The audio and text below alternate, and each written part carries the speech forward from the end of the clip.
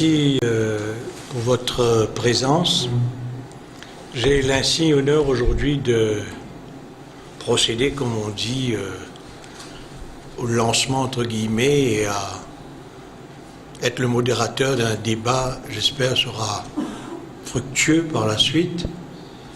Donc de lancer, entre guillemets, bâtir sur ses rêves, José Poncini, une autobiographie qui est apparue, comme vous le savez, à titre posthume, et que Pascal Sillou, éditrice des éditions Vis-à-vis, et M. Deville ont par la suite complété à partir des notes que ce personnage hors du commun a laissées. En lisant ce livre, qui se lit comme un roman, parce que pour ceux qui connaissent et ont connu José Poncini, il a écrit ce livre comme il parlait, c'est-à-dire d'abondance, dans un style souvent pas très vieille France, très vieille Suisse, et qui est très agréable à lire. On a l'impression d'être transporté un peu avant le XXe siècle, disons, mais ce qui est très agréable. D'ailleurs, ça se sent à certains moments quand on passe on fait la transition entre ce que José Poncini a écrit et ce que les autres ont continué à écrire. Ça se sent. Quand on a l'habitude de corriger des épreuves, on sait ça. Un prof sait ça. Donc moi je l'ai connu comme journaliste, malheureusement pas aussi intimement que Nikhil Tribhuvan, pas aussi intimement que Edley Chimon, pas aussi intimement que son neveu qui est le CEO maintenant de Poncini. Je l'ai connu comme journaliste et ça faisait tellement plaisir de l'écouter. Et puis il prenait son interlocuteur pour n'importe quel cobaye. Il testait les idées carrément. Il dit mais tu réponds pas à ça. Petit couillon que j'étais, impossible de répondre à ce puits de science, qu'il était. Alors ce qui est intéressant, c'est que moi, j'ai vécu jusqu'à tout récemment sous le coup d'un énorme malentendu. On avait attribué la paternité de la zone franche à quelqu'un d'autre, manifestement. Parce que quand on voit les dates ici, dans ce qui a été écrit, il suffit de comprendre que José Poncini, pour ceux qui n'ont pas encore lu le roman, c'est un roman, parce que c'était un personnage romanesque en fin de compte. Il a commencé la première usine de la zone franche en 1965, bien avant, manifestement, la création de la zone franche à Maurice, officiellement je veux dire. Et quand il définit les critères du fonctionnement de la zone franche, ça ne laisse aucun doute quant à la paternité de la zone franche qui devrait lui revenir de plein droit. Que les autres ont entretenu un malentendu, je ne dis pas que les autres n'ont pas contribué. Il a fait le premier pas et puis il a fait plusieurs premiers pas avant que la zone franche ne devienne officielle par la suite, après je pense sous la correction de M. Dinan, EPZ Act par la suite par l'Assemblée nationale. Mais d'une manière générale, quand on fait venir les matières premières, quand on les transforme et qu'on les réexporte avec un certificat de facilité pour les douanes, etc., nous sommes en pleine définition de la zone franche. Là où je ne suis pas très d'accord avec lui, manifestement, quant à la page 89, il fait allusion, ça c'est pour provoquer la polémique forcément, il a côtoyé les hommes politiques, comme vous devinez, et la description qu'il donne de Gaëtan Duval, extraordinaire en Inde, où il est allé le rejoindre dans son hôtel, Gaëtan Duval, drapé comme César, dans un drap blanc. Alors, ça a dû le choquer, le personnage qui était forcément Et je devine. Essayez d'imaginer la scène. Essayez d'imaginer la scène. C'est génial ce qu'il raconte. Alors, quant à la page 89, il dit, par exemple, quant à Béranger, son programme politique de l'époque, qui était d'inspiration socialiste et marxiste, était incompatible avec l'épanouissement des entreprises du secteur privé. Je m'inscris un peu à faux, forcément, parce que manifestement, José n'a pas entendu parler du working arrangement à l'époque, ce que le MMM proposait. Pierre me regarde d'un air narquois, s'il n'est certainement pas d'accord avec moi. On avait parlé d'un working arrangement avec le secteur privé, parce que le MMM, malgré toutes les... comment on peut appeler ça, ces replis idéologiques, s'était bien rendu compte à l'époque qu'il était impossible de faire sans Michel de Spéville, par exemple. C'est normal. Sauf que José a dû mal prendre, on sent bien, à travers les lignes, les grèves qui ont paralysé les entreprises à l'époque. Et ça, on peut, disons, aisément comprendre. Voilà ce que je voulais dire un peu sur ce livre et surtout le chapitre « Repenser l'île Maurice ». Parce qu'il ne faut pas... on a le sentiment que... Du moins, on avait le sentiment que José Poncini faisait partie de ces dinosaures du secteur privé et qui n'était pas capable de faire preuve ou d'accepter les innovations et les changements. Alors qu'il incarnait le changement, il incarnait cette innovation comme Michel, par exemple. Je vais mettre sa modestie à rude épreuve, je suis obligé de le citer parce que c'est à peu près le même personnage auquel nous avons affaire. Et là, il parle de la résistance de l'industrie sucrière, de l'oligarchie sucrière, justement, parce qu'il était certainement en avance sur son temps. Bon, je ne vais pas prendre toute la place, parce que le neveu va certainement m'en vouloir. Alors... non, continue. Disons, je suis tellement admiratif de ce personnage-là qu'on ne peut que parler d'abondance sur José Poncini. Et là, il faut remercier tous ceux qui ont témoigné dans la dernière partie du livre, Véronique Actuenne et de Chimon, qui est là, à qui José rend un vibrant hommage en parlant d'un jeune qui a plein d'avenir, qui va prendre de l'ampleur, du volume, comme on dit. Mais c'est bien, José n'avait pas tort. Hanif Karimji qui est là, Jean-Claude Destrade qui n'est pas là, qui nous fait un acte de trahison ce soir. Doublement trahison. Il est sur une radio concurrente et il n'est pas là. Raj qui doit être très pris avec ses nouvelles responsabilités à l'université. Voilà à peu près ce que j'avais à dire.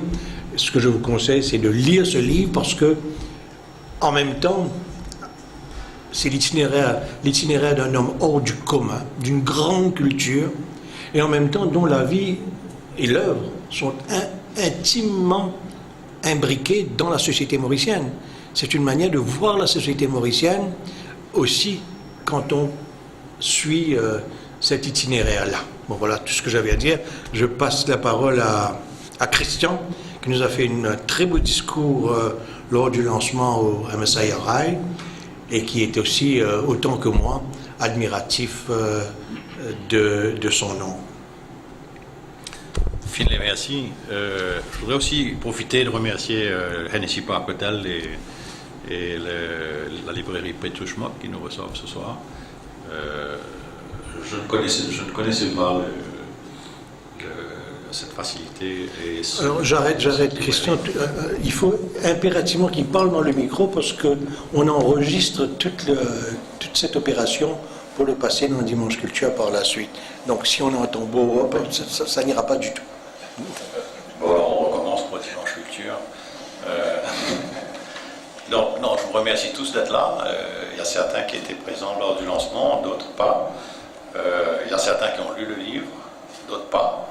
J'espère que la majorité n'a pas lu le livre, parce que sinon, vous pouvez faire le speech à ma place. J'essaierai de remplir le blank qu'a laissé Finlay dans sa présentation. Il y a quelques petites choses à peut-être préciser.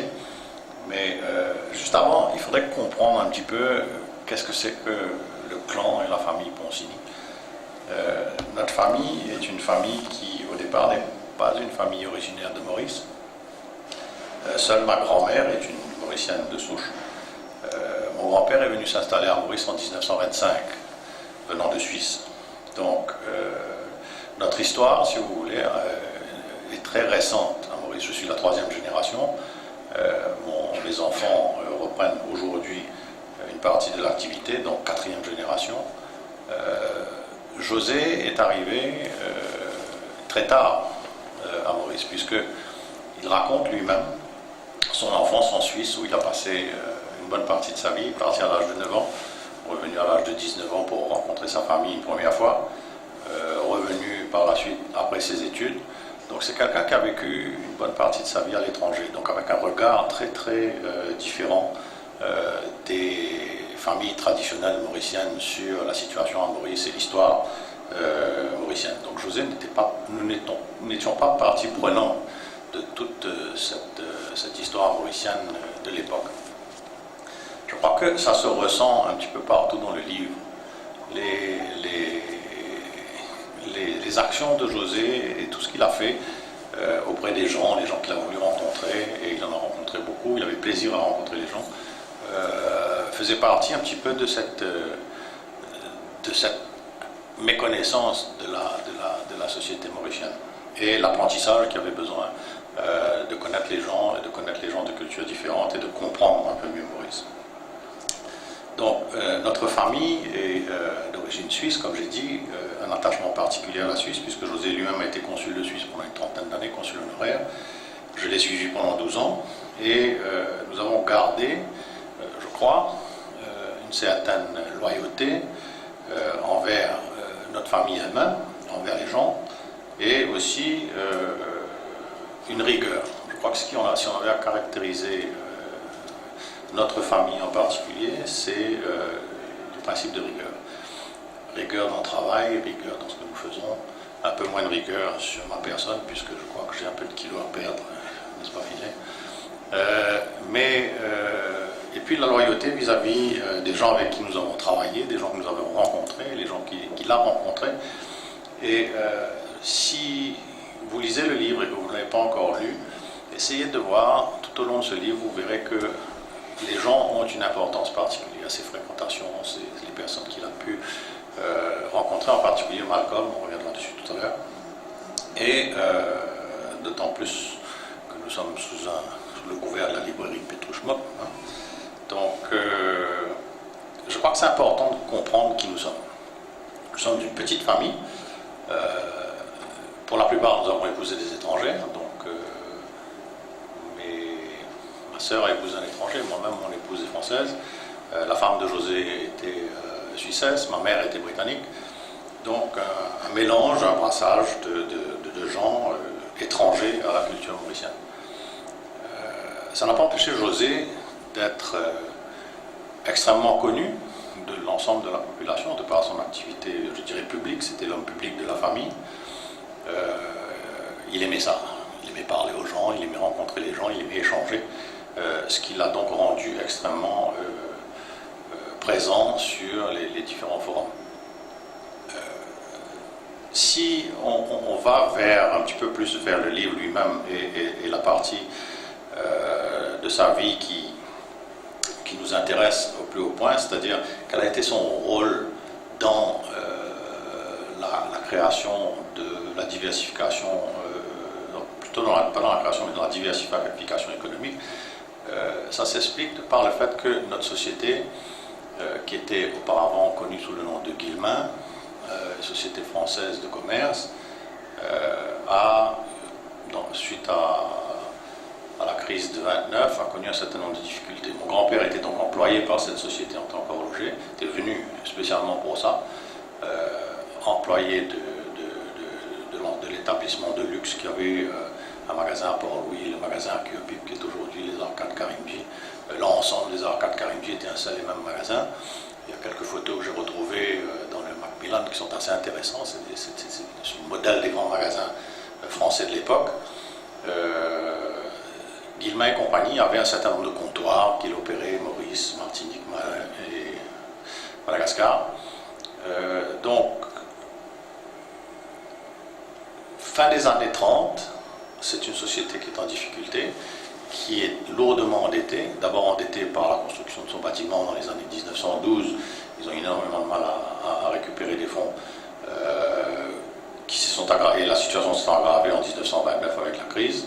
J'ai relu un certain nombre de correspondances que j'ai retrouvées entre la famille Guillemin établie ici et la famille Guillemin établie en France. Et c'est assez intéressant de voir que finalement, l'établissement français ayant des difficultés financières elle-même, faisait payer le comptoir mauricien plus que ce que ce comptoir ne pouvait, étant donné qu'il était endetté sur sa construction lui-même. Donc la situation a évolué vers j'appellerais ça un des premiers management buyout, puisque les employés qui étaient là à l'époque, qui étaient M. Roger Mathieu et José lui-même, ont acheté, mon grand-père, ont acheté la société en question. On se sont débarrassés un petit peu de certaines structures qu'ils ne pouvaient pas maintenir et ont conservé la partie bijouterie, articles de luxe et cadeaux. Ça, c'est pour la partie qui nous intéresse, nous. Et la partie optique était toujours présente sous Mathieu Consigny et dirigée par M. Roger Mathieu. Donc, quand José est rentré à Maurice pour la première fois, il a rencontré le business de l'époque et son intention était de repartir pour faire médecine, comme beaucoup de gens à cette époque-là. Mon père aussi était parti pour faire médecine, mais très vite, il s'est orienté vers des études commerciales, après avoir fait un apprentissage chez son oncle en tant qu'horloger. Le frère de mon grand-père était basé à Lausanne, avait une entreprise d'horlogerie elle-même, et José a passé un certain nombre de temps dans cet établissement pour apprendre le métier d'horloger. Pour José, c'était fondamental. Toute sa vie, il a passé son temps à répéter il vous faut avoir un métier si vous voulez avoir les bases pour réussir plus tard. Même si vous n'allez pas faire exactement ce que vous avez appris, mais l'important c'est d'avoir un métier. Lui, il avait le métier d'horloger, il s'est battu pour essayer de mettre en place à Maurice une école des métiers, une structure qui couvre l'ensemble des métiers. Je dirais que c'est quelque chose qu'il n'a pas su faire, qui ne s'est pas fait, disons, tout simplement. Donc, si on repart de la période des années 53, José est rentré à l'île Maurice après ses études, très vite, José s'est rendu compte que la société, la compagnie familiale ne pouvait pas continuer comme ça. La structure Mathieu Consigny ne pouvait pas continuer comme ça. La guerre avait créé pas mal de dégâts dans la partie commerciale de l'activité. Il restait un peu de transformation locale, un peu de réparation, un peu de service après-vente. Donc, José, la première chose qu'il a faite, c'est de chercher les moyens de donner une certaine autonomie différente, en tout cas une autonomie financière à la société, et s'est intéressé à plusieurs choses. Il a eu la chance, si vous avez lu le livre, de faire une formation pendant qu'il était en Suisse de soudeur. Ça surprend beaucoup de monde, mais à travers ces rencontres, il avait fait un stage de soudure, ce qui lui a permis d'ouvrir avec M. Daruti à l'époque une structure qui vendait des soudures Castellin à l'île Maurice et lui agissait comme démonstrateur. Pour ceux qui ont connu José, José était un passionné de la démonstration. Il revenait tous les lundis, après avoir passé un week-end avec du tombeau, nous faire la démonstration de ce qu'il avait bricolé pendant le week-end. Ça a été valable pendant très très longtemps. Moi-même, lorsque je suis rentré dans la société, nous faisions des chaînes pour une société française où on passait une journée sur une chaîne, sur la fabrication de cette chaîne. Et José, un week-end, est revenu en nous disant, voilà, j'ai conçu un petit outil qui va nous permettre de faire beaucoup mieux. Effectivement, il avait inventé, à travers une pièce de 5 sous, il avait coupé la pièce dans une certaine forme qui faisait qu'il avait monté un cliquet sur une pédale et on pouvait tourner la chaîne sans toucher la main, ce qui faisait que ça libérait les mains et donc le soudeur allait plus vite. Une journée, on est passé à 1 heure. donc un gain de productivité conséquent. Et ça, c'était le sujet de prédilection de José, son excitation de démontrer, de montrer aux autres que ça marche et qu'on peut faire. Ça a été pareil pour la taillerie de diamants. Il est là, il pourra confirmer peut-être tout à l'heure. Mais l'implication de José sur les chaînes de production était constante. Il prenait chaque outil, il avait un chronomètre en main, il prenait chaque outil, il regardait comment chaque employé travaillait et venait apporter une solution à chaque cas particulier.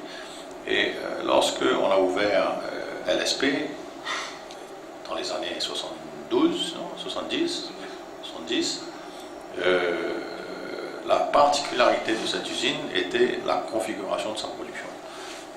L'outil de production normal dans les autres unités de fabrication était une unité faisait le haut de la pierre, une autre unité faisait le bas de la pierre. Ici, il y avait 12 unités qui travaillaient sur une même pierre, c'est-à-dire que les ouvriers se passaient les pierres d'une section à une autre avec un contrôle intermédiaire et une spécialisation de la fonction à travers le nombre de facettes, le groupe de facettes qu'il pouvait y avoir. Il y avait 12 opérations, ça a été divisé en 12 opérations. Elle nous en parlera peut-être tout à l'heure. Mais ça a été très spécifique à cette usine mauricienne. Et ça a contribué, je crois, au succès de cette usine en termes de productivité d'une manière très rapide. Pour revenir un petit peu sur la partie historique, je suis passé un peu vite peut-être pour arriver jusqu'à LSP dans les années 70. Mais je crois que ce qu'il faut retenir, c'est que après avoir cherché des solutions pour la société Ponsigny, parce qu'en 1956, la famille Ponsigny rachète la famille Mathieu et la société devient Ponsigny, c'est à partir de ce moment-là que les choses vont un peu plus vite. Nous avions une diversification de notre activité propre à travers la soudure que José avait mise en place, à travers des rencontres qu'il avait faites en Suisse, où il a rencontré le directeur de Ciba. Ciba étant une entreprise chimique mondialement connue à l'époque et toujours aujourd'hui puisqu'elle s'appelle Novartis.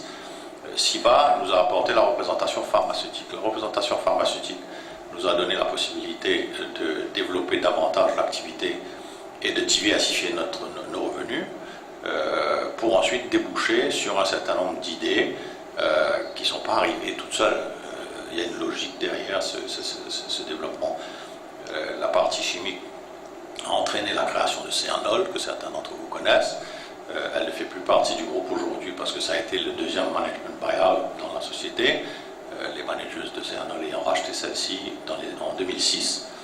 Mais tout ça fait partie du développement du groupe. Mais ce développement n'aurait pas eu lieu si, au départ, à l'âge de 28 ans, José n'avait pas approché le gouvernement colonial de l'époque pour participer aux discussions pré-indépendance pour la création d'une unité diversifiée de production.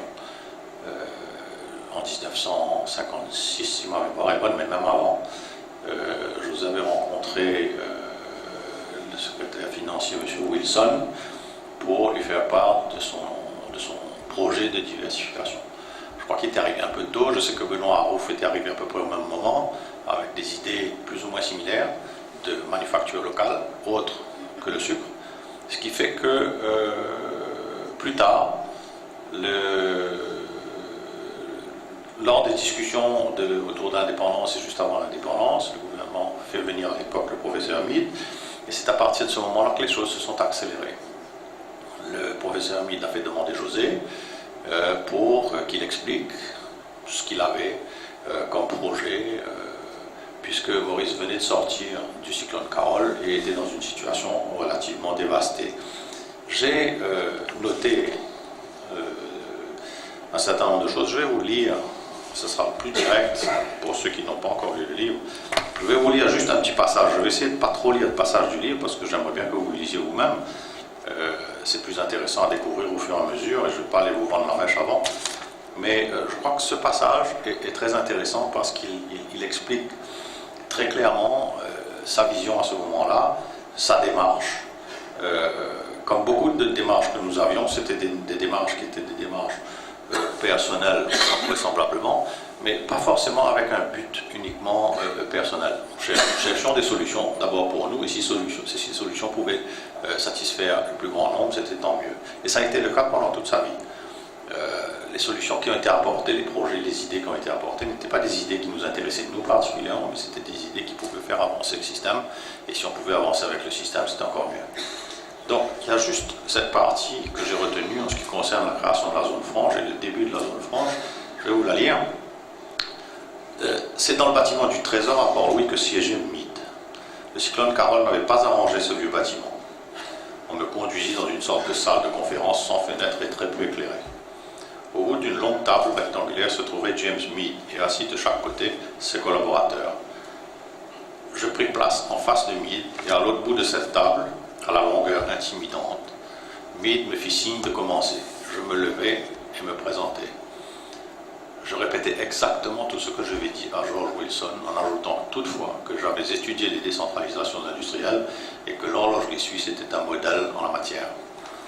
Je parlais pendant une dizaine de minutes, puis me rassis. Silence. Les minutes s'écoulèrent. Je finis par me lever pour partir, pensant que j'avais débité une série d'âneries, mais Meade me dit « Asseyez-vous, jeune homme ». Je me rassis. Heureux silence, interminable. Meade prit enfin la parole. Je savais que vous étiez un rêveur, mais je n'avais jamais réalisé que vous étiez un rêveur aussi dangereux. Dangereux en effet, car nous avons travaillé sans relâche et en vain ces 3 derniers mois, pour trouver une solution au problème mauricien, et maintenant je vais m'investir dans cette mission en faisant confiance à vos rêves. Soyez moins théorique, moins académique s'il vous plaît. Pouvez-vous développer un projet concret qui puisse être mesuré? Je peux proposer un tel projet, répondis-je. Le projet en question, c'était MicroJoules. C'était le premier projet que José avait déjà commencé à discuter avec des partenaires potentiels en Suisse, la famille Méro, qui sont restés très longtemps en Maurice, puisque MicroJoules a vécu de 1965 à 2004, après avoir été revendu 2 fois à des étrangers, des sociétés allemandes et une société britannique. Donc, pour ceux qui se souviennent, Michel, l'usine à trous, et MicroJoules, donc percer des trous dans les rubis pour l'horlogerie, et c'était la démonstration qu'on pouvait détourner une matière d'une chaîne de production européenne pour la transformer et la retourner sur une chaîne de production européenne. En plus, l'idée c'était de chercher des moyens de travailler sur des produits les plus légers possibles pour utiliser le fret aérien déjà à l'époque. Donc, ce qui est assez marquant chez nous, c'est que, contrairement à d'autres, et je pense à toi Michel, nous avons axé essentiellement, José a axé essentiellement ses recherches sur l'exportation. Il était très marqué par l'exportation. Autant toi, tu as développé énormément de choses sur le marché local, pour commencer, et par la suite à l'international. Mais chez nous, ça a été une caractéristique, et ça a été le cas, même quand moi je suis rentré chez Poncini. On a toujours été très orienté vers l'exportation. On a peut-être négligé un petit peu le côté local, peut-être parce qu'on avait déjà une certaine notoriété acquise par la maison Guillemin, par la maison Mathieu Poncini, et en cascade par la maison Poncini, par les marques qu'on représentait. Donc l'attachement à l'export a été caractéristique. Et puis José répondait souvent aux provocations. Pour ceux qui le connaissent, il ne fallait pas le provoquer, il ne fallait pas lui demander de faire la preuve de ce qu'il avançait, parce qu'il allait chercher à faire la preuve. Donc la première preuve, ça a été MicroJoules. La deuxième preuve, parce que MicroJoules, on l'a critiqué, pour lui dire l'usine ne produit rien, elle ne fait que percer un trou, ce n'est pas un produit manufacturé. La deuxième usine, ça a été la taillerie de diamants, ça a été LSP, Lages Sussens Poncini, pour ceux que ça intéresse de voir quels étaient les investisseurs au départ. M. Sussens était un Sud-Africain, Lages c'est la famille de Clément Lages et de Daniel Lages, Daniel lui-même qui était très impliqué dans l'industrie de tout temps. Et cette usine a vu le jour en 1970 et a employé énormément de monde dans un métier qui était totalement différent et inconnu des Mauriciens. Je suis content de voir qu'Edley est là, parce que Edley Chimon a commencé avec nous, enfin avec mon oncle, au tout début de LSP. Il a fait son apprentissage avec Jan Sussens et l'équipe pour ensuite rester dans cette industrie, puisque Edley aujourd'hui toujours gère une entreprise personnelle qui est dans ce métier. Et je crois que c'est très intéressant de voir que la zone franche et ces usines en particulier ont apporté des personnes à des niveaux de management aujourd'hui dans des entreprises de fabrication. Donc elle est un modèle vivant de l'IPZ. Et j'espère qu'il pourra partager son expérience tout à l'heure. Donc, le titre du livre a été inspiré de cette remarque de Mead, comme quoi qu'il allait investir sur ses rêves, et je pense que ça fait partie de l'architecture de la vie de José. Il a passé son temps à construire, il a passé son temps à construire différents projets sur un rêve de départ qui était un certain idéal de société, un certain idéal de vie. Suite à cela, il y a eu un certain nombre de rencontres pour formater et formaliser la zone franche. Microjewels n'a jamais eu de certificat de zone franche, n'a jamais eu de certificat de développement, parce qu'elle était la première usine. Donc cette première usine a été un petit peu le cobaye, et les autres sociétés venant derrière ont eu le certificat IPZ comme LSP, etc. Donc j'aimerais préciser une chose que j'avais précisée lors du lancement du livre. José ne revendique pas la paternité de la zone franche. La famille Poncini ne revendique pas la paternité de quoi que ce soit. On cite simplement les faits. Ceux qui veulent revendiquer, c'est tant mieux, parce que ça veut dire que c'était une bonne idée. On s'attribue toujours la paternité des bonnes idées, jamais des mauvaises idées. Donc, ce qu'il faut savoir, c'est qu'il y a une chose à rétablir, c'est que l'inventeur du concept de la zone franche mauricienne, c'est-à-dire une zone franche juridique plutôt qu'une zone franche géographique, était Yves Abassami, qui était le directeur général de la douane à l'époque, et accompagné de Benoît Arouf. J'ai souvent vu Benoît Arouf, que Michel connaît aussi bien, à nos bureaux pour échanger avec José sur ces questions-là, bien après, bien évidemment, parce qu'au moment de la création de la zone franche, j'étais encore en short et à l'école. Donc, mais il n'empêche qu'on a vécu en famille tous ces développements-là. José était quelqu'un qui ne s'arrêtait jamais. Les week-ends en famille étaient assez pénibles, je dois vous dire, parce qu'on parlait de choses qui n'intéressaient pas les jeunes à l'époque, de modèles économiques, de clusters, de différentes choses, de productivité, alors que nous on voulait aller à la pêche. Donc, mais heureusement José adorait la pêche, donc on a pu aller à la pêche un petit peu. Je vois Yann qui est là, qui connaît José aussi bien et qui l'a vu socialement aussi. Combien de fois n'a-t-il pas sorti son télescope pour faire une démonstration des constellations, de tout ce qui pouvait graviter autour de nous. Donc c'était quelqu'un qui s'intéressait à tout, s'intéressait à beaucoup de choses. Il était passionnant, mais parfois c'était un peu trop. Et je pense que ça faisait partie un petit peu de ce qu'il pensait être sa mission. Il n'avait pas d'enfants, donc nous étions un peu ses enfants, et il adoptait un petit peu tout le monde. Et je dois dire qu'il intéressait énormément de gens. Il y a dans sa vie un certain nombre de choses qui l'ont aussi marqué. C'est sa rencontre avec Malcolm de Chazal. Ici dans le livre, ces discussions avec Malcolm, qui en fait je crois étaient des monologues de Malcolm et non pas une discussion, mais il n'empêche qu'il a retenu une phrase qu'il répétait souvent, je reviendrai dessus tout à l'heure, parce qu'il l'a reprise à plusieurs niveaux.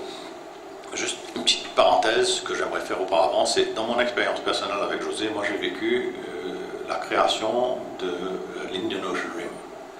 L'Indian Ocean Rim, on n'en parle plus tellement aujourd'hui, c'est un petit peu plus confidentiel, pourquoi je ne sais pas, mais c'était une initiative qui l'avait excité énormément et qui avait excité énormément les autorités à cette époque-là. Et c'était ma première expérience de contact diplomatique au bureau entre des ambassadeurs, des gens du gouvernement. Il faut dire que le magasin Poncini, idéalement situé, de moins en moins maintenant puisque tout le monde quitte Port-Louis, a hébergé énormément de gens de passage, que ce soit des industriels, que ce soit des étrangers, que ce soit des ministres, que ce soit des politiciens. C'était un lieu de rencontre, un lieu où on prenait le thé, rituel. Aujourd'hui, il n'y a plus de thé, il y a du café. Mais le thé était un rituel entre notre partenaire de l'époque, qui était Léon Pitot, très très à cheval sur le thé, très grand connaisseur du thé, et énormément de gens venaient nous rendre visite. Jean-Marc Harel passait son temps samedi à venir crier très fort dans nos bureaux, n'est-ce pas, Pierre, et à refaire le monde. Mais je crois que c'était une plateforme d'échange très très intéressante. Et l'Indian Ocean Rim est sorti de là, entre l'ambassadeur d'Australie à l'époque, les différents diplomates indiens. Et pour moi, ce qui était tout nouveau dans l'entreprise, ça a été une expérience extraordinaire, d'ouverture vers un monde que je ne connaissais pas et vers des structures que je ne connaissais pas. José a réuni aussi autour de lui, à la demande des autorités parfois à sa propre initiative, des gens autour du NPCC, le National Productivity Council, avec Nikhil Tribhuvan, qui est devenu un ami et qui était un très très proche collaborateur de José. Nikhil était en charge de l'IPZDI à l'époque, et Nikhil est devenu le directeur du NPCC. Vous avez tous entendu parler des Moudas, vous avez tous entendu parler de la productivité et la culture de productivité que le NPCC a essayé d'inculquer, de mettre en place, les progrès au niveau de l'organisation. Le NPCC existe toujours, travaille toujours, peut-être avec un peu moins de rayonnement qu'avant, mais José était le président du NPCC pendant de nombreuses années et il avait énormément à cœur ce que faisait ce NPCC. On le voyait plus souvent au NPCC que chez nous, ce qui n'était pas une mauvaise chose. Et en parallèle, les autorités lui avaient demandé aussi de présider le National Investment Trust, qui est un organisme qui avait permis à cette époque une certaine démocratisation de l'investissement et d'inciter des gens à investir, des petits porteurs à investir plutôt que de mettre leur argent en banque. Donc, tenter de créer une culture de la productivité et de l'innovation était un cheval de bataille de José dans tout ce qu'il faisait, que ce soit en interne, la productivité était le numéro un, que ce soit au niveau national, que ce soit dans toutes ses interventions et auprès des gens qu'il traitait. Il y a, Finlay disait tout à l'heure, son voyage en Inde. Son voyage en Inde, je vais vous laisser lire parce que c'est quand même assez sympathique à lire comme partie de c'est très imagé, on se croirait en Inde. J'ai moi-même fait la même expérience que lui quelques années plus tard. Au moment de partir en Inde, le Premier ministre Sesosagaram de l'époque lui avait dit: José, vous devez aller en Inde parce que vous ne pouvez pas comprendre Maurice si vous n'avez pas été en Inde. Et j'ai fait la même expérience. Je ne connaissais pas l'Inde. En revenant de l'Inde, j'ai appris à regarder les choses autrement. J'ai compris un certain nombre de choses sur Maurice, sur son environnement, sur les comportements, sur les gens. Et je crois que ça m'a marqué autant que lui. Mais je vais vous laisser découvrir ça dans le livre parce que c'est quelque chose qui est très intéressant. Il est arrivé à rencontrer des gens passionnants à travers Gaëtan Duval. Et ce que tu disais tout à l'heure, c'est tout à fait vrai. Moi j'ai connu Gaëtan Duval également. C'était un personnage pittoresque, en plus d'être intelligent et brillant. Je l'ai rencontré, moi il n'était pas habillé avec un drap, il était habillé en Napoléon. C'était lors du festival de la mer, grosse surprise, il s'était déguisé en Napoléon sur une calèche à Pointe-au-Canonnier. Et j'étais à l'époque président du club hippique et il nous avait dit Christian, amène Souval, viens faire un défilé, débrouille-toi. J'avais amené 3 chevaux et 3 copains. Heureusement que je ne montais pas à cheval ce jour-là parce qu'eux se sont trouvés pratiquement nus, habillés en Tarzan, Jane et compagnie, à faire le défilé à Grand B sur des chevaux au milieu d'une foule surexcitée. Ils sont tous revenus, mais c'était une expérience assez spéciale. Donc,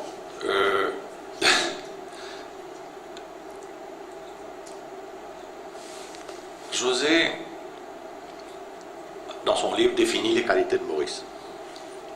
Et dans les qualités de Maurice, en dehors de la qualité que tout le monde connaît, c'est-à-dire sa position géographique, José définit sa relation avec la population et ce qu'il pense de la population.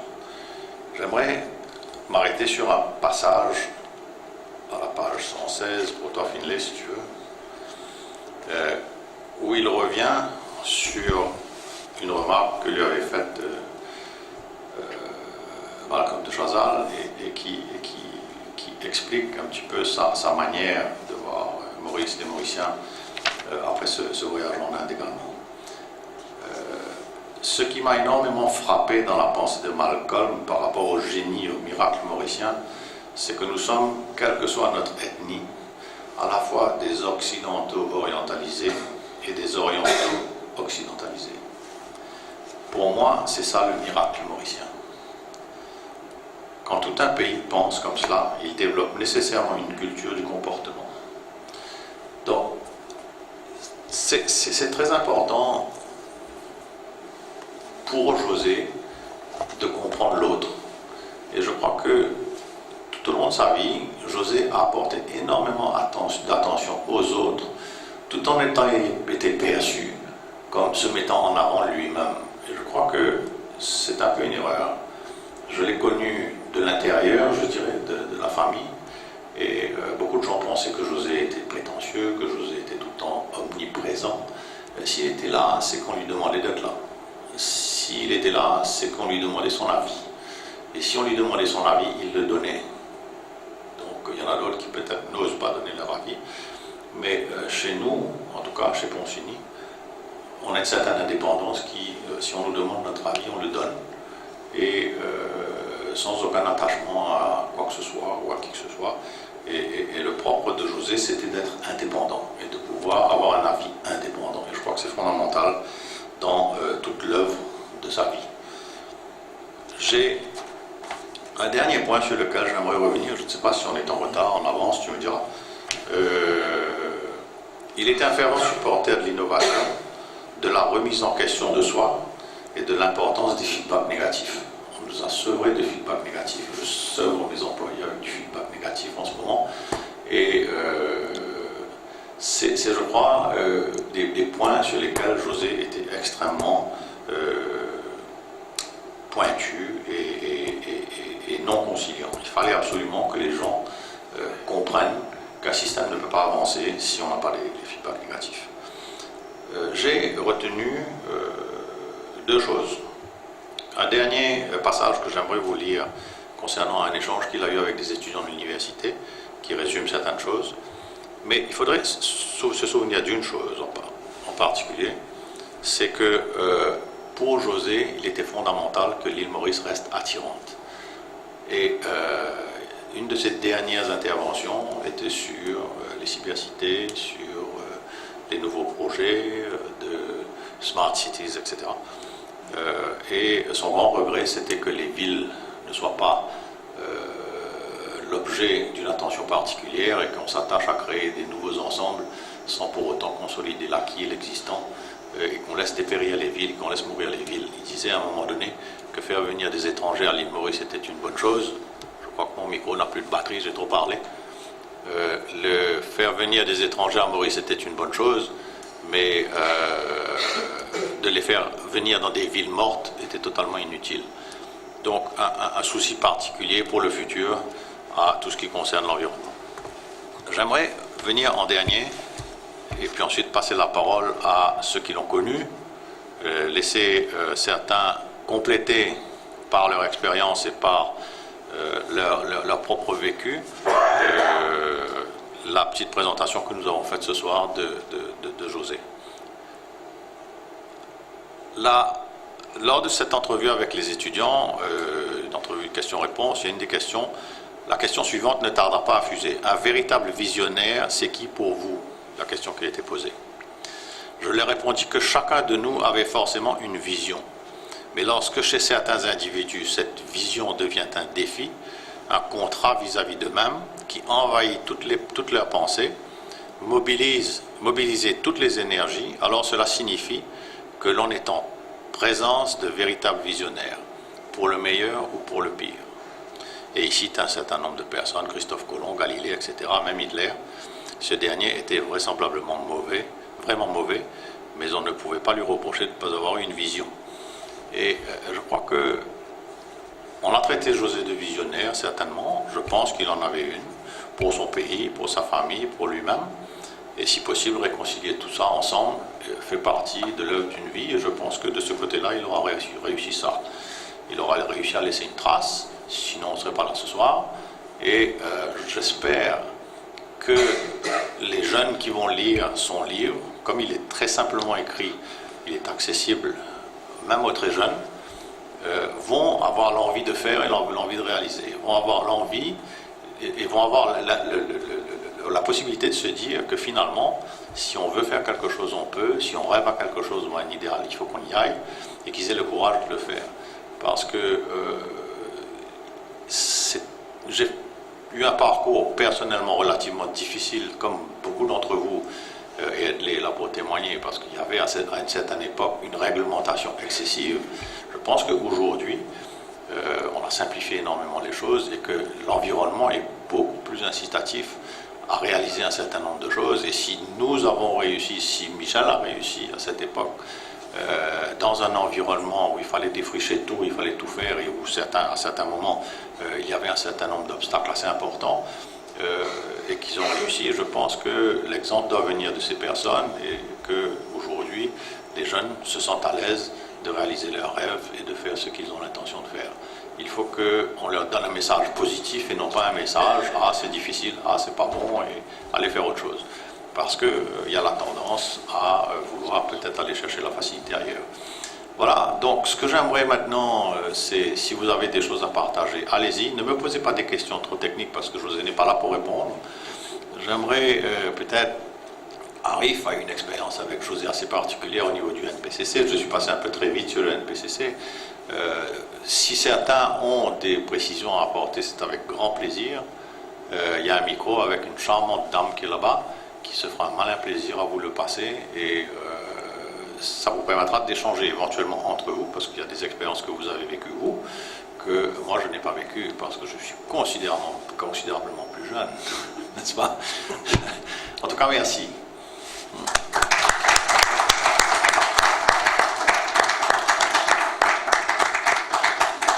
Habituellement, on prend quelques secondes pour prendre le micro et pour poser des questions. Hein. Donc je meuble pendant quelques secondes le temps qu'on se lève le doigt pour vous demander le micro, soit pour poser des questions, soit pour apporter un témoignage. Et je crois que ce titre, Bâtir sur ses rêves, Christian l'a expliqué dans le livre, c'est bien expliqué, ça vient de Mead en fin de compte. Et puis je pourrais rapprocher ce titre à ce poème de René Char dans lequel il disait « Seules les traces font rêver ». Alors, comme José a laissé des traces, il est permis aussi de rêver ainsi. Quelqu'un a pris le micro? Voilà. Alors on parle bien dans le micro parce que c'est enregistré. Hein?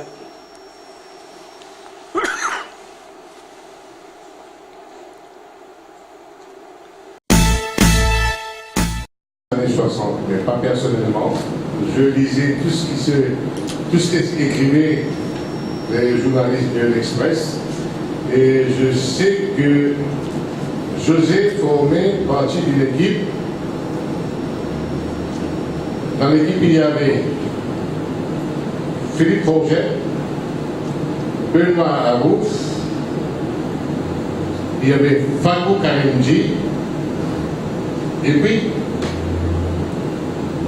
dans les grands moments, j'étais ami de José et je passais pas mal de samedi matin chez lui au bureau.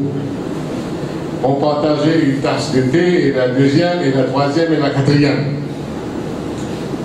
Un beau jour, José débarque au bureau avec deux chaussures différentes. Il m'a dit, Daoud, voilà ce qui arrive lorsqu'on pense trop. Et puis il téléphone à la maison et demande à sa femme d'envoyer la bonne paire, quoi. Bon, José va raconter un peu de son passage en Inde, l'histoire ou la création de la zone franche. Et moi, j'ai apprécié José surtout comme visionnaire. Et lorsqu'il y avait des questions à poser sur le développement. Je n'avais qu'à appeler José et puis on discutait et finalement ma plus grande question était, bon José, c'est bon de pouvoir ouvrir autant d'usines, mais où on trouve le financement? Alors la réponse était, Daoud, s'il y a un bon projet, il y a toujours du financement. T'en fais pas. Et moi, j'ai pensé il y a à peu près 3 ans d'écrire la biographie de José. Et moi, je suis très très ravi que finalement une biographie a vu la lumière du jour. J'ai amené un très grand directeur d'une très grande maison de publication de la Grande-Bretagne et on a commencé à parler à José dans sa maison à Kyopi. Et finalement, José m'a dit, écoute Daoud, j'ai laissé pas mal de documents dans la main de certains amis, surtout dans la main de Nikhil. T'en fais pas, mes mémoires seront publiées par Nikhil. Je suis chagrin un peu que Nikhil n'est pas là aujourd'hui.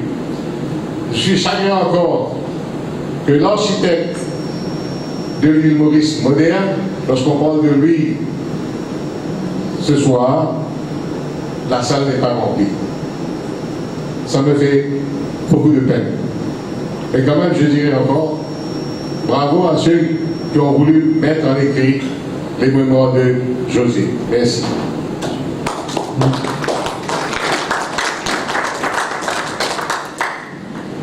Merci pour ces mots. C'est exactement José. Vous avez résumé parfaitement bien José. Avec des chaussures différentes, c'est déjà arrivé plusieurs fois. Des chaussettes différentes, c'est déjà arrivé plusieurs fois. Mais peut-être qu'il captait l'audience, donc les gens ne le voyaient pas souvent, mais c'était souvent le cas. José était très distrait sur certaines choses qu'il considérait peut-être pas très importantes, parce qu'il était occupé à l'université d'affaires. José a commencé à écrire. Juste un mot sur Nikhil. Nikhil est absent, il est en Angleterre, il a des problèmes de santé, il s'est fait soigner, donc il est en train de passer des examens de contrôle. Il va mieux. Et Nikhil aurait donné peut-être une image plus approfondie de José dans son action hors de la compagnie dans laquelle moi je l'ai rencontré, plus et hors de la famille. Mais vous avez très bien résumé les choses et vous connaissez, vous avez compris José parfaitement. Je vous remercie pour ça parce que c'est très très vrai ce que vous venez de dire. Et je pense que bon, s'il y a un livre aujourd'hui, c'est parce que Nikhil a insisté auprès de José pour qu'il écrive. Nous, la famille, on a insisté énormément. Il ne nous écoutait pas tellement, il voulait faire un petit peu comme il voulait, il pensait que ce n'était pas nécessaire. Et puis il y a un certain nombre d'informations qui ont commencé à sortir un peu dans tous les sens et Nikhil l'a pris par les sentiments. C'est simple, Nikhil a pris une jolie fille, s'est installé dans son bureau et il a dit José, tu vas répondre aux questions de cette jolie fille qui était Madame Charlotte, Marchand Charlotte, du NPCC et ravi de répondre aux questions, emballé. José s'est excité, a commencé à répondre et les questions étaient téléguidées par Nikhil. Ce qui fait qu'effectivement, il y a un grand nombre de transcriptions de ce que José a dit. Et quand José a commencé à écrire, il s'est pris lui-même un petit peu au jeu. Il s'est lancé dedans, il faisait lire tout ce qu'il écrivait à Nikhil. Et il y a eu des échanges relativement importants. Par la suite, au décès de Linette, au décès de son épouse, il a cessé tout simplement d'écrire. Donc on avait un problème, c'est qu'on avait une partie de l'histoire qui était écrite, et puis plus rien. Donc c'était impossible de sortir un livre avec une partie de l'histoire qui s'arrêtait aux années 80. Partant de tout ce qu'il avait dit et tout ce qui avait été transcrit par Françoise Marchand-Charlotte, Pascal, qui est là, qui connaissait José également, s'est dit on ne peut pas laisser ça comme ça et on va reprendre tout ce que José a donné comme interview, comme c'est lui qui parle et qu'il écrit un peu comme il parle. Donc à partir de là, la deuxième partie a pu être retranscrite. Donc on a une partie autobiographique, une partie biographique et une troisième partie qui concerne les témoignages individuels, qui éclaire, qui donne un éclairage un peu différent dans lequel il y a un certain nombre de commentaires plus particuliers. Donc il y a un gros travail qui a été fait par les éditions Vis-à-vis, par Pascal, aussi par Gilbert Deville qui a remis en forme un certain nombre de choses. Donc à partir de ce moment-là, nous au départ on était un petit peu timides, frileux, mais après avoir lu et relu et maintes fois lu, on s'est dit bon ça peut quand même sortir, je pense que c'est ok, et on a donné notre feu vert. Donc encore une fois, on a cédé les droits à Vis-à-vis, aux éditions Vis-à-vis, et tout ce qu'on veut, nous, c'est que le livre soit lu au maximum, commenté au maximum. Nous avons eu beaucoup de monde lors du lancement à MSCRI. Moi, je suis content que je m'attendais à moins de monde encore ce soir, mais je pense qu'avec l'aide de Finlay qui vraiment a beaucoup apprécié le livre et a peut-être rencontré José différemment. L'important, c'est que les gens utilisent l'information, utilisent le modèle, utilisent l'exemple, c'est tout. Le reste, c'est l'histoire de quelqu'un. Merci. Merci. Et disons que j'étais très touché par ce livre parce que j'ai côtoyé José depuis longtemps, depuis l'âge que j'avais 18 ans. On s'est travaillé quand j'ai quitté l'école. Et José, c'est un peu mon mentor. Alors, première chose que je crois, il vient corriger, et ça, il faut le dire, parce que vous savez bien souvent l'histoire faussée, des fois, bien souvent faussée, et parlons de la zone franche. Moi, je suis bien content quand il vient corriger, et Finlay l'a souligné un peu plus tôt, et l'histoire de la zone franche.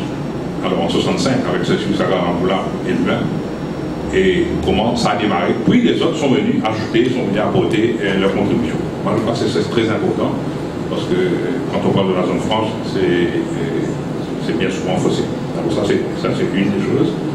Deuxièmement, c'est pas dans le livre aussi, mais comment il a eu beaucoup de difficultés à l'époque, lorsqu'il a commencé, lorsqu'il a donné cette idée d'industrie, parce qu'à l'époque, il y avait, disons, une partie de la population qui était un petit peu contre, on n'a pas seulement le mot qui disait qu'est-ce que tu vas t'emmerder avec les usines, parce qu'aussi longtemps on peut produire une tonne de sucre par chaque tête d'habitant, il n'y a aucun souci. Et aujourd'hui, avec 1,3 million et 400 000 tonnes de sucre, donc, sans les industries, vous pensez, qu'est-ce qu'il y aurait eu à Maurice?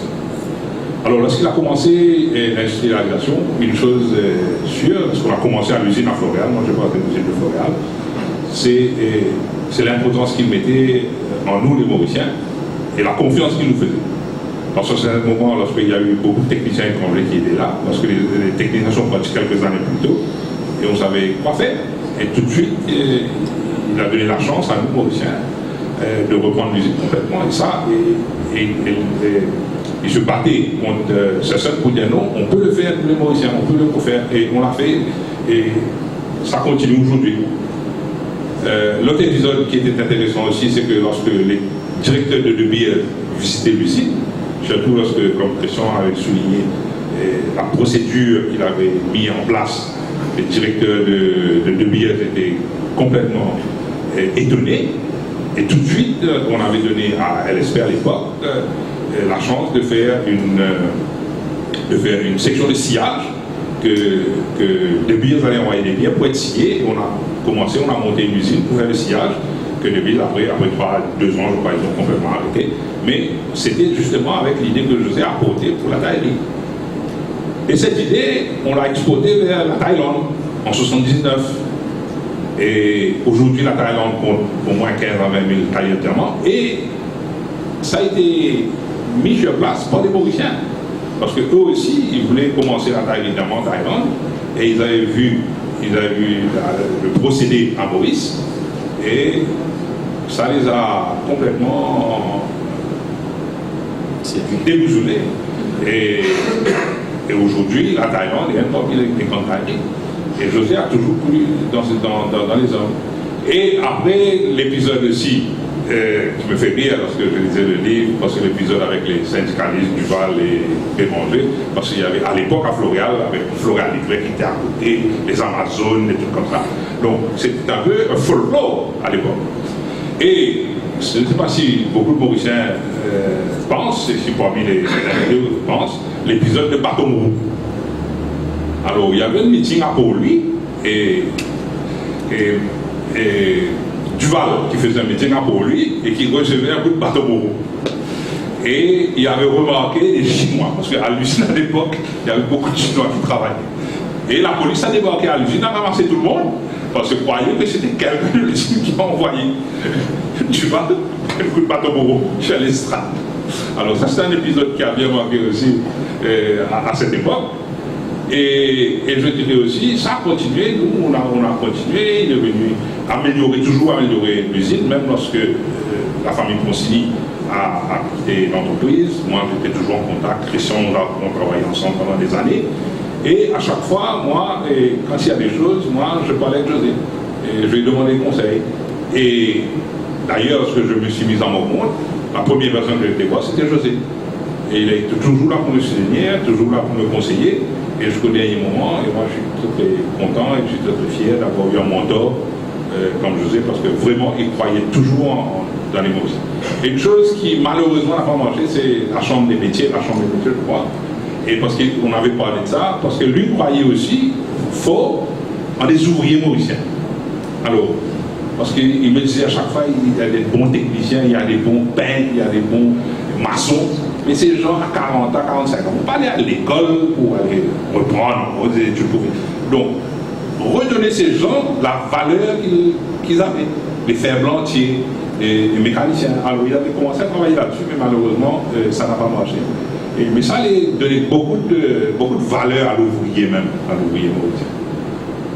Et après, il a eu Mouda, avec tout ce qui s'appelle NPCC, ça aussi, c'était des épisodes extraordinaires. Mais vraiment, José, c'est un visionnaire. Mais disons, pour terminer, moi, ce qui me tracasse un petit peu aujourd'hui, c'est parce que la zone franche a apporté, si vous voulez, la discipline dans le travail. La zone franche a apporté la qualité du travail au Mauricien. Parce qu'un travailleur qui a passé par la zone franche, c'est différent. Il y a une certaine discipline, une certaine rigueur qui fait que les entreprises marchent toujours. Et ça aussi, la zone franche, si vous voulez, a contribué à prendre, avec le système d'éducation qu'il y a malheureusement, il y a beaucoup de jeunes qui sont lâchés, forme 1, forme 2, forme 3. Et alors la zone franche avait, disons si vous voulez, on prenait ces gens-là pour travailler. Et ce sont des gens qui venaient après des clubs, qui venaient des supervisors, mais aujourd'hui, il n'y a pas, malheureusement, il n'y a pas des nouveaux études dans la zone franche. Il y a encore ces jeunes qui quittent l'école. Mais moi, je me pose la question, qu'est-ce qui va se passer avec ces jeunes aujourd'hui? Parce que malheureusement, il y a encore qui décrochent, il y a encore beaucoup de jeunes qui décrochent à l'école, forme 2, forme 3, forme 4. Alors aujourd'hui, je me demande si ce n'est pas ça aussi qui donne cette ampleur de difficulté parmi les jeunes. Parce qu'à l'époque, la zone franche contribuait beaucoup à prendre ces jeunes à travailler. Ça me chagrine un petit peu aujourd'hui, voir ces jeunes. Parce qu'il y a beaucoup de gens qui décrochent à l'école. Malheureusement. Voilà. Merci, Edley. Quelqu'un d'autre? Moi j'ai connu José en fait à travers mon père, à travers mes oncles, parce qu'on était de générations différentes. Et le premier contact que j'ai eu avec José, c'était vraiment à travers les livres. On échangeait des livres, des bouquins, des auteurs qu'on aimait. Et en fait, c'était au niveau des idées. Il y avait Kundera qui était vraiment quelqu'un que José m'a fait découvrir, il y avait Eco, il y avait Foucault. Et à travers les livres, on s'est construit une relation au niveau des idées. Et quand José m'a appelé un jour pour me dire voilà, j'ai été demandé par Manu d'être président de l'NPCC, on ne savait pas vraiment qu'est-ce que cette organisation allait devenir, comment ça allait fonctionner, quel était son but. Mais moi j'ai dit tout de suite, on y va ensemble, alors allons le faire. Et je me souviens très très bien, on avait un rendez-vous avec Billy et on s'est rencontrés 10 minutes avant, en dehors de son bureau, avant de rentrer. Et José m'a dit, arrive, on va on va accepter la responsabilité que si on a les mains complètement libres pour construire une organisation comme nous on veut le construire. Et à l'époque, c'est pas évident parce que c'était quelque chose qui était sous le gouvernement. On a rencontré Binic. Il était pas totalement partant au début, mais quand il a réalisé que s'il n'acceptait pas, n'allait pas avoir José et moi comme président et vice-président, finalement il a dit ok, je vous fais confiance, allez-y, je vous donne vraiment ma ligne. Et moi j'avais déjà travaillé avec Miguel à la UZIA à l'époque, je le connaissais, José le connaissait aussi. Et comme c'était un des candidats en fait qu'on a interviewé. Et c'était évident que Nikhil était la personne dont on avait besoin parce que non seulement il avait une intelligence rare, mais aussi il connaissait comment naviguer dans le secteur public. Et ça c'était très important parce qu'on savait que ça aurait été trop facile sinon de nous mettre à côté. Alors, avec Nikhil, en fait, on a pu faire quelque chose de vraiment formidable parce qu'on a commencé avec des idées, toujours. Et ensuite, on a essayé de concrétiser ces idées dans les entreprises, dans les usines, avec les gens chez eux. Il y avait le Mouda, il y avait le Kaizen, il y avait aussi tout le concept de clustering qu'on a essayé de mettre en place, que malheureusement on n'a pas pu vraiment le faire. Et il y avait aussi un exercice qu'on a pu faire, je pense qui a beaucoup marqué beaucoup de gens à l'époque, c'était le Competitiveness Foresight avec Percy Misley. Et là, on a pu, je pense pour la première fois, et ça ne s'est pas malheureusement répété après, on a pu mettre ensemble une multitude de personnes de bords complètement différents, les politiciens de différents partis, les chefs d'entreprise, les syndicats, les acteurs sociaux, pour vraiment essayer de venir avec une stratégie industrielle, économique pour Maurice dans 10 ans. Et le document qui est sorti, c'était en 2005 ou 2006, je crois. Et aujourd'hui, je l'ai lu récemment, totalement d'actualité. Les mêmes questions se reposent, mais les solutions qui ont été proposées à l'époque sont toujours absolument d'actualité.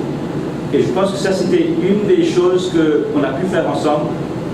C'est vraiment, ça revient au titre du livre, c'est vraiment utiliser des idées, les rêves, et les mettre vraiment concrètement en pratique en fait. Et José, pour moi, c'était quelqu'un, oui, c'était un rêveur, et ça c'est clair, c'était un rêveur, mais il était quelqu'un qui était profondément démocratique. Profondément.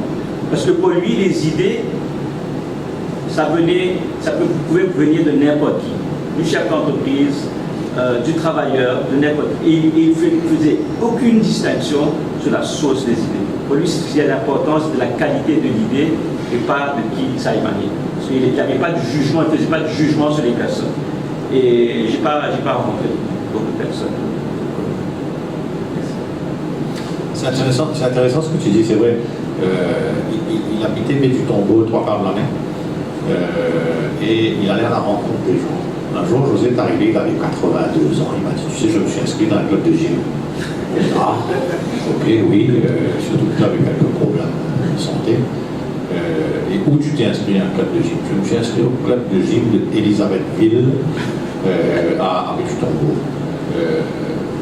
Alain connaît ce club-là, sûrement, peut-être, je ne sais pas. J'espère que c'était un club de gym pour le vrai. Mais il a été membre là-bas et il avait des grandes discussions avec le propriétaire sur l'amélioration de certains équipements qui étaient dans sa salle de gym. Il faisait réparer des pièces pour son bateau à Port-Louis. Et il venait le lundi, il me dit, j'ai découvert quelqu'un d'extraordinaire, il faut que tu vois ça. Regarde, il s'est fait ça, il a fait ça, il a fait ça. Donc c'était un découvreur de talent, un découvreur de... Mais il aimait beaucoup les gens, c'est un fait. Comme tu dis, il n'y avait pas de... Pas de à choisir. Pas de à choisir.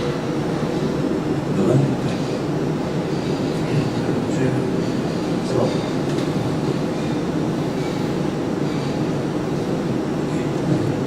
Oui, alors je voulais intervenir sur la paternité. La paternité de Joseph Franche. J'ai travaillé dans le temps avec le professeur Impact. On entend. On entend. On entend, oui, c'est bon. Alors, sur son autobiographie, From Vision to Miracle, je crois que ce titre-là s'appliquerait également à José Consigny.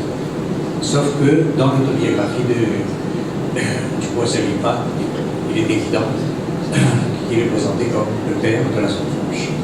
Et qu'est-ce qui, à mon avis, aurait fait de l'ombre à José Consigny comme le père authentique de la zone franche? Je crois que la faute, c'est... Je vais tomber un peu sur les médias. La faute, c'est aux médias. Lorsque vous lisez les journaux, que ce soit l'Express ou autre, dans les années 70, et le professeur Impact est constamment présenté comme le père de la zone franche professionnelle. Il le mérite, je ne dis pas non. Mais qu'est-ce qui a pu faire que lui a eu le titre? C'est que lorsque l'épisode Acte passe en 1970, le professeur Impact compte dans l'estime de la classe politique, Gaëtan Duval, Gadou, Cécile Saga, etc. Peut-être c'est un peu ça. Les médias, avec la zone franche manufacturière, il va faire un boom, et lui-même va créer pas mal d'usines, au moins 6, je crois. Et peut-être, mais quand je lui parlais, on se parlait ensemble, il savait bien sûr, évidemment, je faisais aussi. Mais néanmoins, c'est passé comme ça, même jusqu'aujourd'hui. L'idée de là, c'est là, le père de la zone franche, officielle, mais de toute manière, moi je reviens sur une note très personnelle. Et mes beaux-parents, eux, ont reconnu José Consigny comme le père authentique de la zone franche provinciale, puisque nous faisions confiance pour tous les joailleries, pour toutes les alliances de ses enfants s'étaient préparées chez José Consigny. Il n'allait pas ailleurs. C'était une manière pour lui de reconnaître la contribution de José. Alors, coupons la poire en deux. On va dire que José Consigny est bien le père, le précurseur de la zone franche provinciale. La diversification économique qui est venue et qui a mis fin à la monoculture, c'est à lui qu'on le doit. Et je crois qu'à ce titre, on doit aussi lui donner tout le crédit, tout en ne disqualifiant pas son école dans ce siège. Merci. Alors peut-être rapidement j'ajoute un petit bout. Quand j'ai eu le plaisir aussi, l'honneur d'interviewer le professeur Limfat après la parution du livre et avant sa mort, et ça a duré 3 séances en fin de compte, et là il reconnaissait, il me dit, tu sais qu'il y a eu des usines avant qui fonctionnaient à la manière de la zone franche, donc il concédait qu'il y avait un précurseur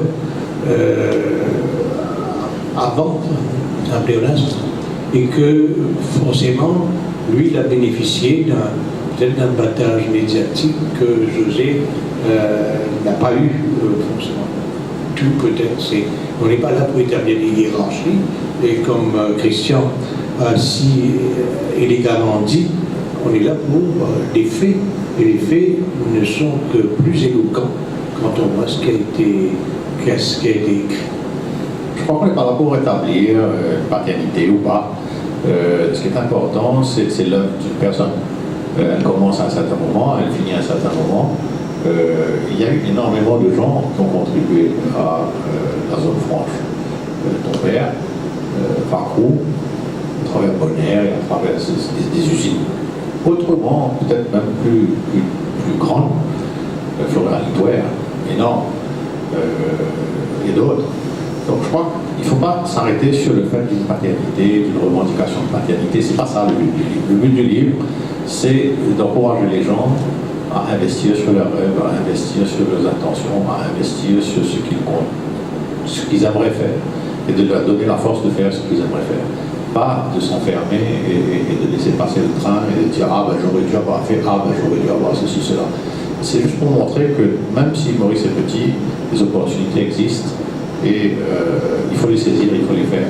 Nous avons une autre histoire, nous continuons cette histoire, puisque nous sommes toujours dans l'industrie et je crois que c'est important que les autres le fassent. J'ai beaucoup d'admiration pour le professeur Nifat et José aussi. Vous avez raison de dire que l'affaire était peut-être montée un peu en épingle par les journalistes, mais quelque part, heureusement, parce que sinon José n'aurait pas écrit le livre. C'est simple.